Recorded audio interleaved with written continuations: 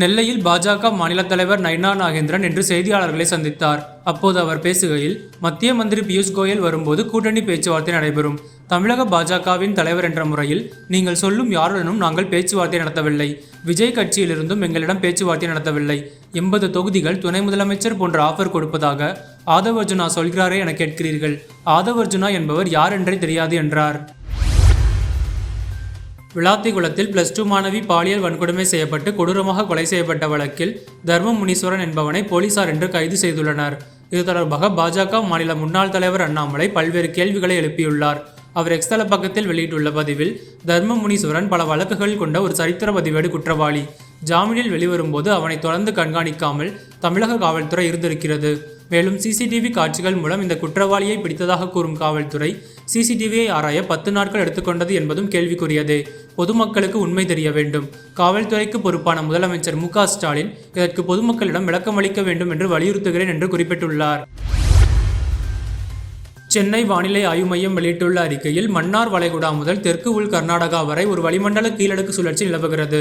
உள் தமிழகம் மற்றும் அதனை ஒட்டிய கேரள பகுதிகளின் மேல் ஒரு வளிமண்டல கீழடுக்கு சுழற்சி நிலவுகிறது.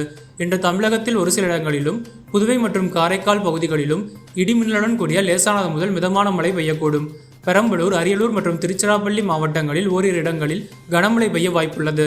நாளை கடலோர தமிழகத்தில் ஓரிரு இடங்களிலும், புதுவை மற்றும் காரைக்கால் பகுதிகளிலும் இடிமின்னலுடன் கூடிய லேசானது முதல் மிதமான மழை பெய்யக்கூடும். உள் தமிழகத்தில் வறண்ட வானிலை நிலவக்கூடும்.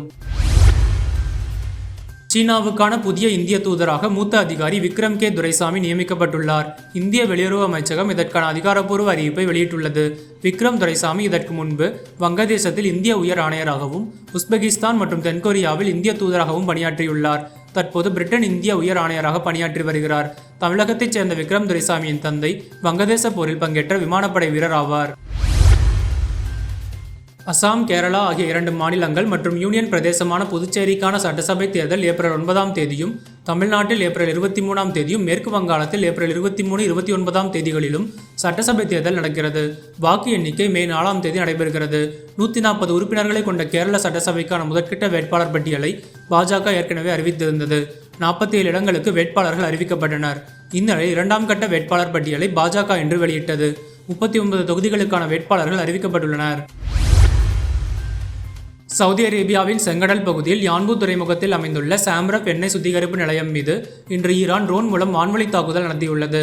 சவுதி அராம்கோ மற்றும் எக்ஸ்கான் மொபில் ஆகிய நிறுவனங்களின் கூட்டு முயற்சியில் இந்த ஆலை இயங்கி வருகிறது.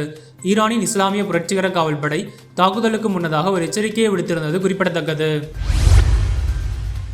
மத்திய கிழக்கில் போர் தீவிரமடைந்துள்ள வேளையில் அமெரிக்க வெளியுறவுத்துறை செயலாளர் மார்க்கோ ரூபியோ, அமெரிக்க பாதுகாப்புத்துறை செயலாளர் பீட்டர் ஹெட்ஸ்பர்க் வீடுகளை சுற்றியுள்ள பகுதிகளில் மர்ம ட்ரோன்கள் வட்டமிட்டது பரபரப்பை ஏற்படுத்தியுள்ளது.